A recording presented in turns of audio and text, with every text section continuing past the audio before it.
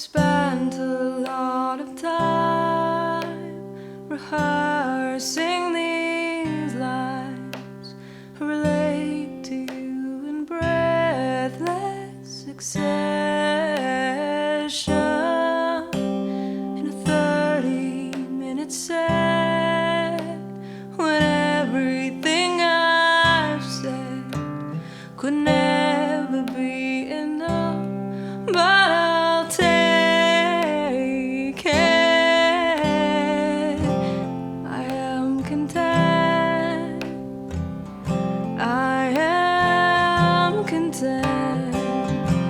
I am content with wanting.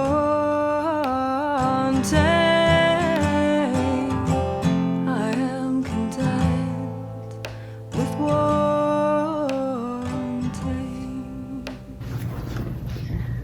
Hi, hello, welcome back. We'll see how long I can podcast before the boyfriend gets home. It's the morning of the 4th of July, and he got up early and went to the gym, and when he gets home, we're gonna be building some new patio furniture, so very fun. How's everybody doing? Having a good, middle of the summer and stuff? I know everybody's like, travel plans got canceled and festivals aren't happening and get-togethers of all types have pretty much been nixed. So why did I just make that noise? I'm sorry, guys. Probably needed another cup of coffee. Anyway, I have some finished objects for you. So let's just get right into it. So I finished the Breathe and Hope shawl. It's wonky, but the color is really pretty, and I like how the ends do this like curly tentacle thing. And I mean, when you put it on, you can't really tell that it's a little wonky, and it goes with a lot of it doesn't really go with this outfit. Well, I guess it kind of goes with this outfit, but it's, it's got nice drape. The colors are really pretty, and most importantly, it's done, and I don't have to knit on it ever again. Pretty sure this is not gonna be a repeat pattern for me, so yeah, so that's done. I have notes today also, which I'm really proud of. I even kind of color coded them, so yeah, we'll see if I probably should have reviewed them before starting to film. Okay, put that as a note for next time. Finished object number 2. Coffee Talk socks, yay! So this pattern, I loved knitting this. This was great. I knit these in Knitted Wet Victory sock, and the colorway is Gates of the Arctic. I actually knit most of these while watching The Last Alaskans, so, what's the word for that? Continuity, synchronicity, serendipity? My mental thesaurus is not working this morning. There's a lot that's not working this morning, I'm not gonna lie. Anyway, they're done, and I'm really excited. I think they turned out super, super cute. I'm really digging the color. These are not for me, these are for my boyfriend's sister, Kiki, because I knit the size medium, and these ended up being quite large. So my toe ends like right here, and I am a US size 8, like 8.5. So like I don't have tiny feet, I have pretty medium sized feet, but Kiki's like a size 9.5, 10. So these are gonna fit her perfectly. Anyway, yay! Pattern gets 10 out of 10 for ease and quick memorization of the pattern repeat for the front panel. All in all, this is definitely going to be a repeat knit for me. I'm going to knit many, many, many more pairs. So they're blacked, they are ready to go. I have cast on, so let's talk about whips. I've cast on 2 projects and they're both by Helen Stewart. So, okay, apparently Helen Stewart is like a big deal. I'm just super late to the party, but I'm at the party now. I brought brownies. Where am I going with this metaphor? Anyway, just stop it, Heather. Okay, so I was looking for a really cute, like sort of feminine pattern, but not super lacy for my boyfriend's mom, because I wanted to knit her a pair of socks. She has very small feet. Her feet are always cold, so I wanted something kind of specific, but I also wanted it to be kind of feminine and cute, like so they would be special, not just vanilla socks. So I happened across, oh look at this, I'm gonna consult my notes. I got the Handmade Sock Society number 3 ebook by Helen Stewart because I was looking through all of her sock patterns, and all of the ones that I was super interested in and looked really, really cool were all part of this collection. There's 5 patterns released in this collection now. There's a 6th one that's gonna come out in late July, I think, and then it'll be a total of 6 sock patterns. So I am knitting the Luminary socks from this collection, and they are hella cute. Okay, so I'm just working on the heel flap right now. So these are top down. I'm using magic loop method, although as usual I always start it off with my DPNs because I like my ribbing to be perfect. And look at how cute this is. Okay, so I don't know if it's really picking up, but so it's got this like cute little kind of lacy thing going up the sides, and then there's like these little, I think they're supposed to be starbursts, that's a good one, but when you look at them like as if these were on your feet, they look like little agave plants. Aren't they sweet? They're really fun to make too. Like, I don't know how you guys are, but like there's certain stitches that like when I come to them in a pattern, they just like make me happy to complete. There's just something about the way the needles go and whatever. It makes me happy. Bobbles make me want to cry. This, which she refers to as star in her pattern, makes my little nerdy heart sing. So that's what I'm working on. Like I said, I'm working on the heel flap right now. So these are going really quick. And I'm really super happy with that. The colorway is, it's actually this. This is the other one. I got 2 smaller skeins of this from a homespun house. And this was her yarn of the month. And so it's a one of a kind skein. It's the soft sock fingering weight in juniper. And it's knitting up super cute. So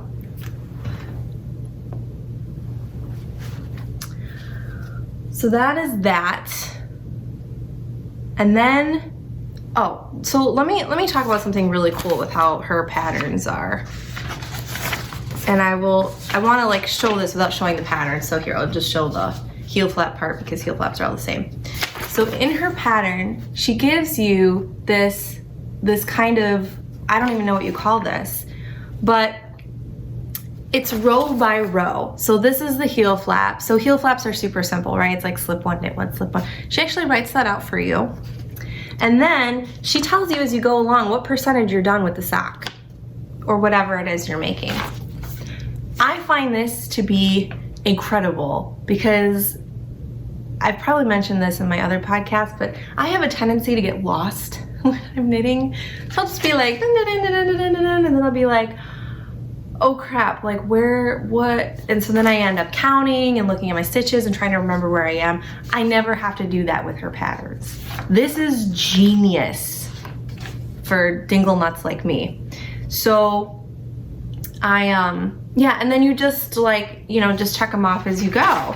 So I'm knitting these ones in the size small, so I just printed the small set.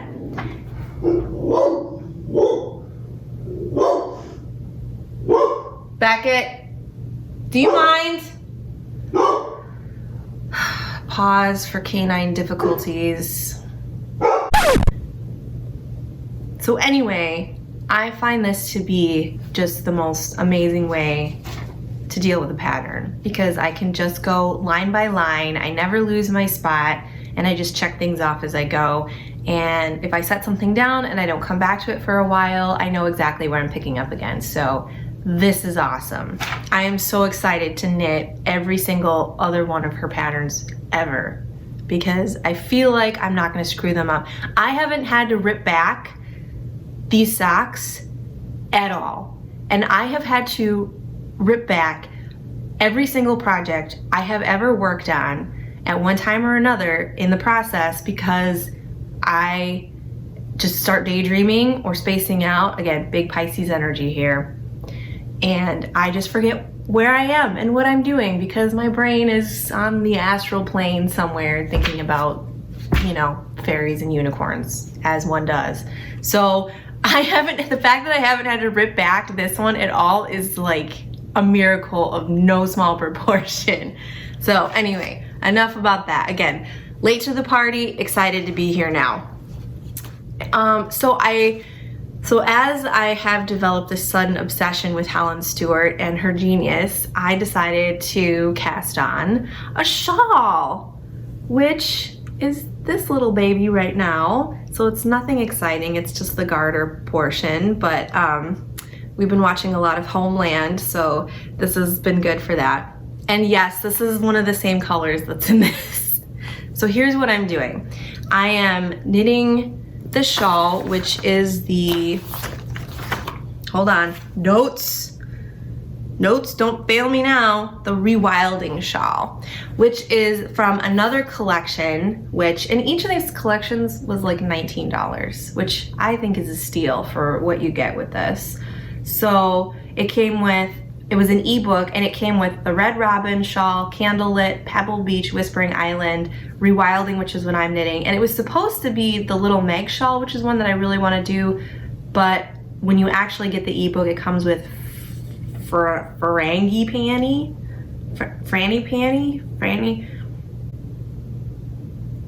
Yeah, I'm just gonna stop.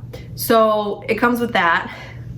This is the Rewilding shawl, and I'm going to use up all of all the socks and things that I've been knitting. I have balls of yarn left over. So it's gonna be this, which all kind of look, well, you can sort of see the differences. And then this. So these two were this shawl. And then, whoa, small hands. Remember this one? Dobby's pillowcase. Oh, love it. So these are all from socks that I knit already or, you know, my shawl. So I'm gonna use up all of these in this shawl, which will make me happy because I don't like to keep a big stash. I am not one of those knitters you will ever see the background of like the beautiful cubes of color coordinated yarn. No, I have this, which is pretty much all earmarked for projects. And I have a little cart here with like some random stuff. This is like my portable knitting thing. Cart. The word is cart, Heather. Yeah. So anyway,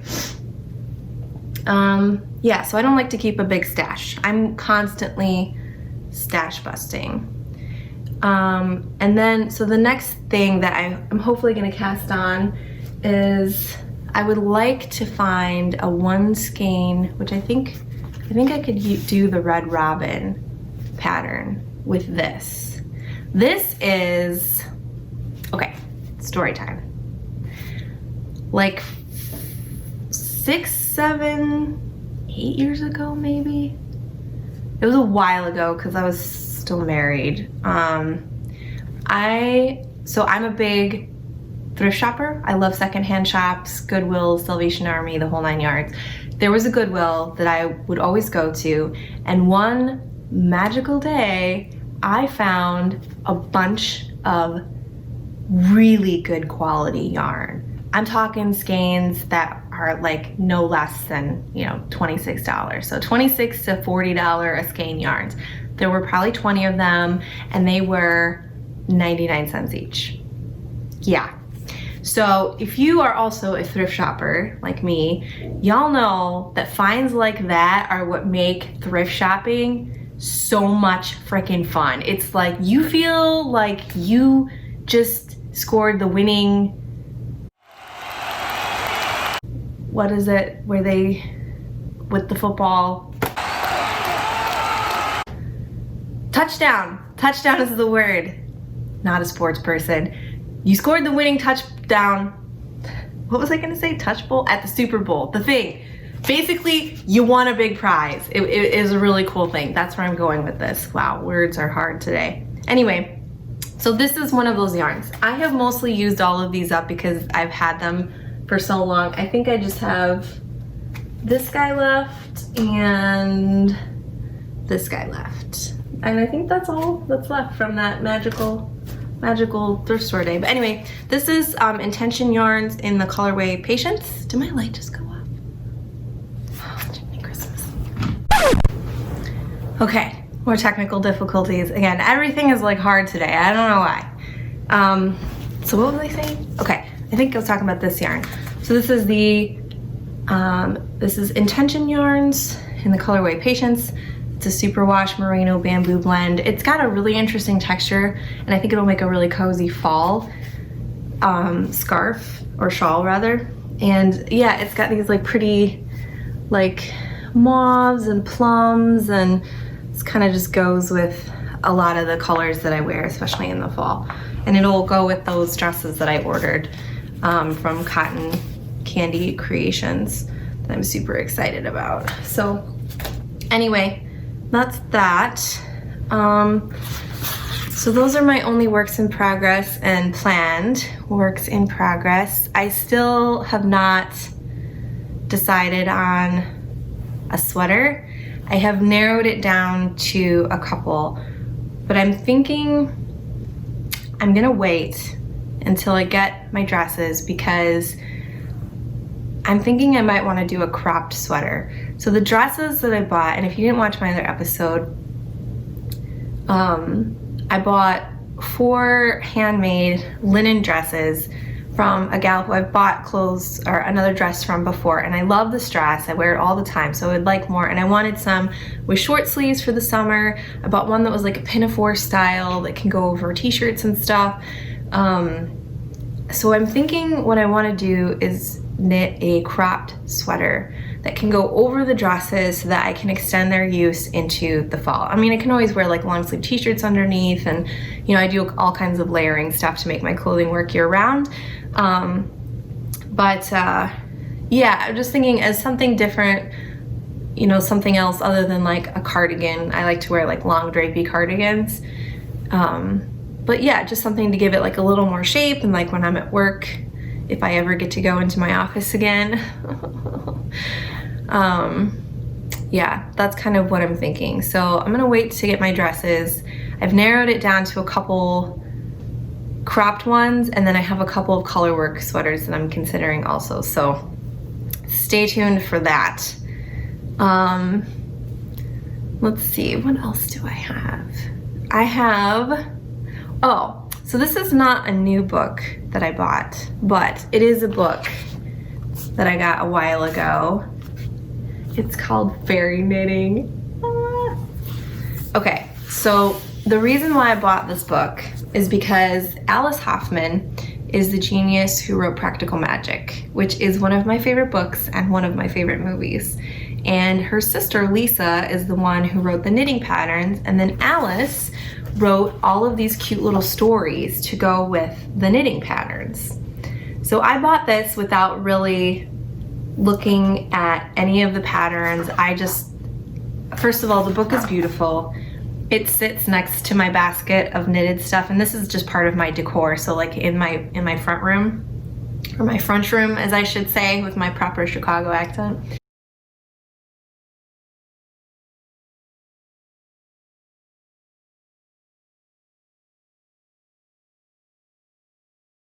In the front room, this and this sit together on an end table and it's part of the decor. So it's really, really beautiful. But yeah, it's fairy knitting, 14 Tales of Love and Magic. And it has, this is just really beautiful to look through. So it's got this like really nice little story, and then there will be a pattern. And a lot of these patterns, which I kind of knew from the theme of the book would work, these are things that I would make to complement my Ren Faire wardrobe. And if you don't know what Ren Faire is, it means you probably don't attend one, which means the rest of this is just gonna sound like insanity. But Ren Faire, so like look at the shawl, you guys. So pretty. Ren Faire is short for Renaissance Festival or Renaissance Fair, and the one that we have by us is huge. It's in Bristol in Wisconsin, and it's like an hour away. It's not bad. And normally it runs from 4th of July weekend through Labor Day. It was canceled this year, which is so sad. It'll be the first year in I don't even know how many years that I haven't attended. So I have a pretty extensive wardrobe for this festival. We go multiple times a year. I usually have like a couple adult trips and then a couple of trips with the kids, bring their friends, like it's a whole thing. It's so much fun. And yeah, so I have a pretty extensive wardrobe that I've built over the years of different dresses and characters, because everybody dresses up for these. Ren Faire is basically like, you know, throwback to the 1600s. I think whenever the Renaissance period was. I should probably know this considering I've been so often, but again, this morning everything's hard. But yeah, so I like to find things that I can knit or make to like, because a lot of the pieces in my costumes are pieces that I've made or assembled. I mean, I do buy things there as well. They have always just the most amazing collection of vendors who are just the most creative, talented people ever. And they are making like chainmail, everything from chainmail to like just absolutely gorgeous Elizabethan, like full-on dresses with the hoops and the stuff. It's crazy. There's so much talent there.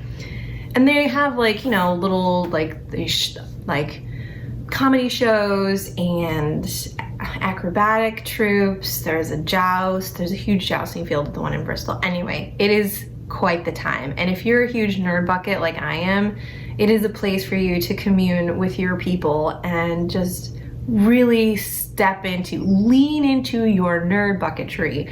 Like, one of my favorite parts of Ren Faire is the drum circle, which happens near the end of the day.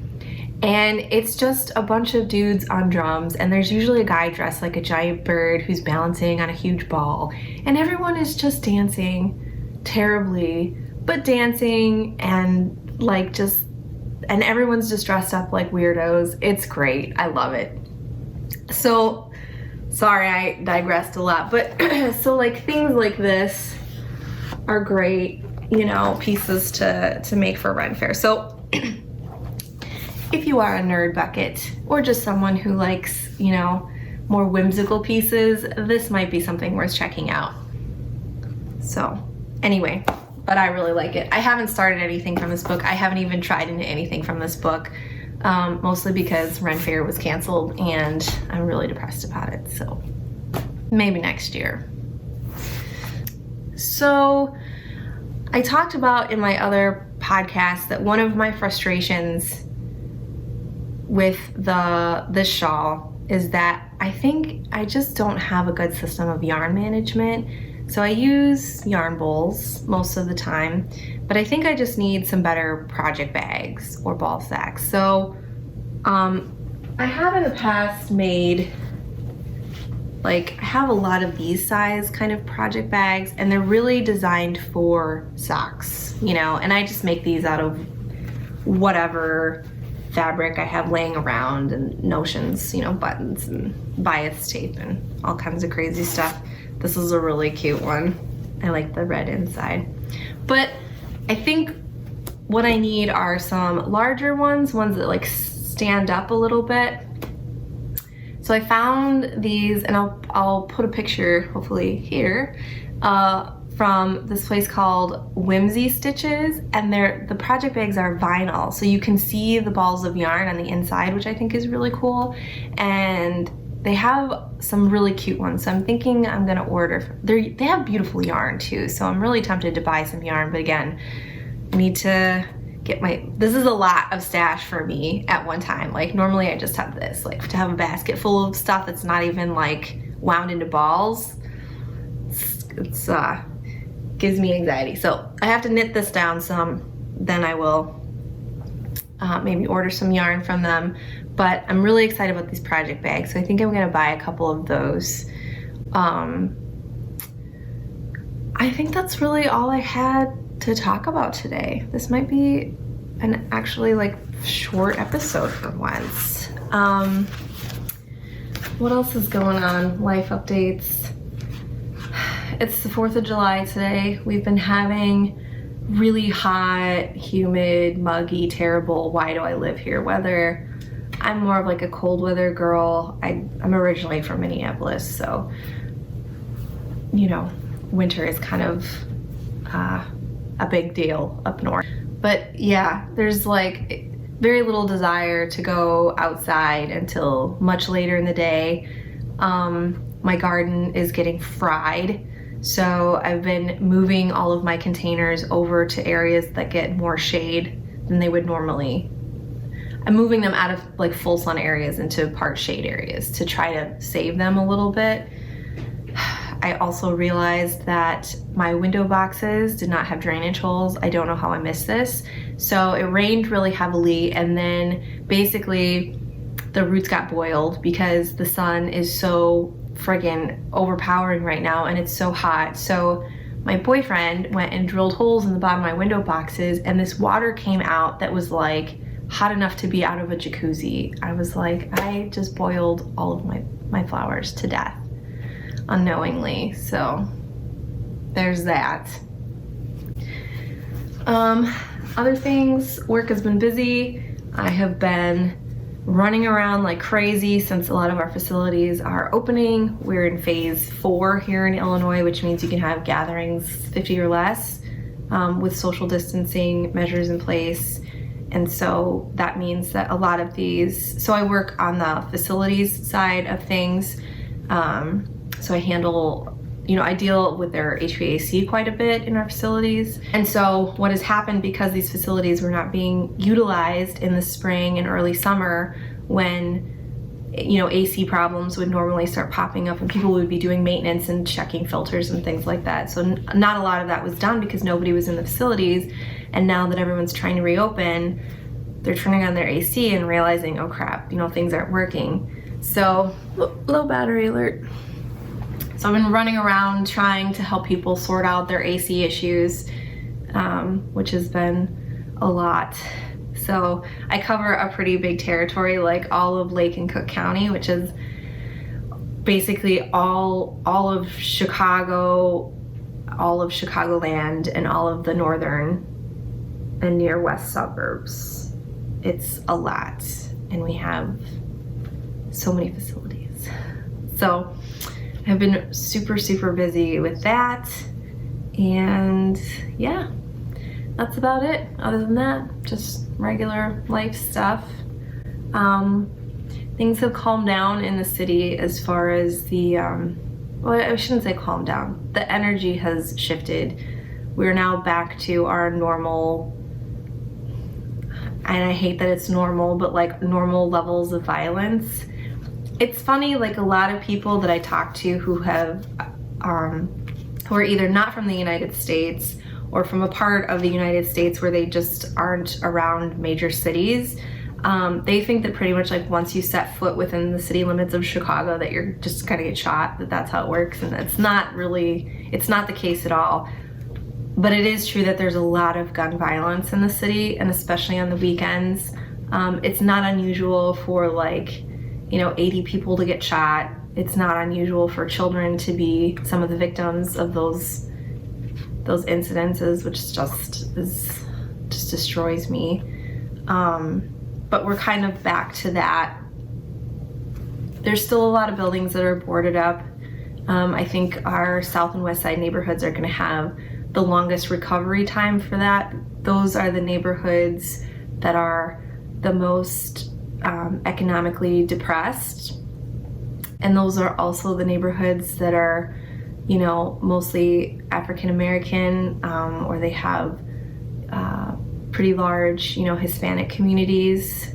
So unfortunately, it's the neighborhoods where there's a lot of folks of color that are struggling, and so that's kind of tough to see as I work and navigate through those neighborhoods. There's just a lot of boards up, and now they've been graffitied with all kinds of stuff, and it just makes it feel even more like, you know, the war zone that it sometimes is, which is really difficult. Yeah, so that's that. And what else? I haven't really been reading very much. I'm supposed to start the next book of The Beyonders, and I just really haven't felt like it. I've been listening to a lot of podcasts instead, and just doing a lot of, I think as a lot of people are doing right now, just trying to educate themselves on what is going on, and just trying to like wrap their arms around something that is just really difficult to wrap their arms around. So I've been doing a lot of that, which has been sobering. I don't feel so much like being entertained right now. So I hope everyone out there is staying safe and staying strong and finding some time to make stuff. And I will catch up with you next time. Bye for now.